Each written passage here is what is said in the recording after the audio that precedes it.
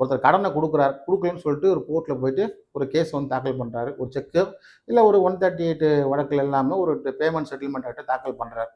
இப்போ அவர் போய் தாக்கல் பண்ணுறாரு. ஆனால் அதே சமயம் இந்த கடனை வாங்கினவர் இவர் டார்ச்சர் தாங்க முடியாமல் உயிரை மாச்சிக்கிறார். 2 வழக்கு இருக்குது. எது பெரிய வழக்குன்னா உயிரை மாச்ச வழக்கு தான் பெரிய வழக்கு. இந்த பிஎன்எஸ் போட்டிருக்க சட்டத்தின் பிரகாரம் செக்ஷன் 108 பிரகாரம் அவருக்கு 10 ஆண்டு காலம் சிறை தண்டனை கிடைக்கும். யாருக்கு? பணம் கொடுத்தவருக்கு. அதே சமயம் அவருக்கு ஒன்றும் ஆகலை, இவர் போட்ட கேஸில் இவர் மிஞ்சி மிஞ்சி போனாக்கா 1 வருடத்துடன் கூடிய தண்டனை. அதுக்கு அப்பீல் போயிட்டே இருக்கலாம் பேங்க் கேஸை பொறுத்த வரைக்கும். அதுவே ஒரு 20 வருஷம் ஆயிரும். ஸோ இதில் பொறுத்த வரைக்கும் இதில் குற்றத்தோட தீவிரத்தன்மை தான் முக்கியன்றதை நான் சொல்லியிருப்பேன். புரியுதுங்களா?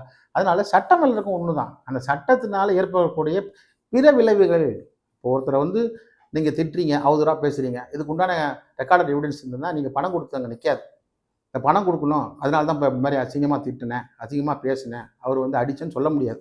பணம் கொடுத்தீங்கன்னா போய் லீகலாக வசூல் பண்ணிக்க. இந்த மாதிரி அவரை பேசுறதுக்கும் அவதூறாக பண்ணதுக்கும் நீங்கள் ஜெயிலுக்கு போங்கன்னு சொல்லி அமுச்சு விட்ருவாங்க. அதனால் முக்கியமாக பார்த்தீங்கன்னாக்கா இது வந்து கவர்மெண்ட்டுக்கும் சரி, ஆர்பிஐக்கும் சரி, இந்த சட்டங்கள் பொறுத்த வரைக்கும் ஒன்று தான். அதாவது வங்கி கடன் கொடுக்குது, கடன் வாங்கினவர் கடனை பெற்றிருக்கார், அவ்வளோதான். கடனை வந்து முறைப்படி கொடுத்துருக்கீங்க, முறைப்படி வசூல் பண்ணால் இங்கே எந்த பிரச்சனையும் இல்லைங்க. சட்டப்படி தானே கொடுத்துருக்கீங்க, சட்டப்படி கொடுத்தவங்க சட்டப்படி வசூல் பண்ணிட்டு போவாங்க, அவ்வளோதான்.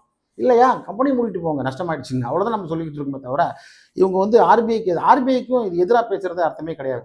முதல்ல எல்லாருமே நினைக்கிறது என்னன்னா ஆர்பிஐ தான் வந்து கடன் கொடுக்குதுன்னு நினைச்சிட்டு இருக்கலாம், ஒரு பெரிய மாயை.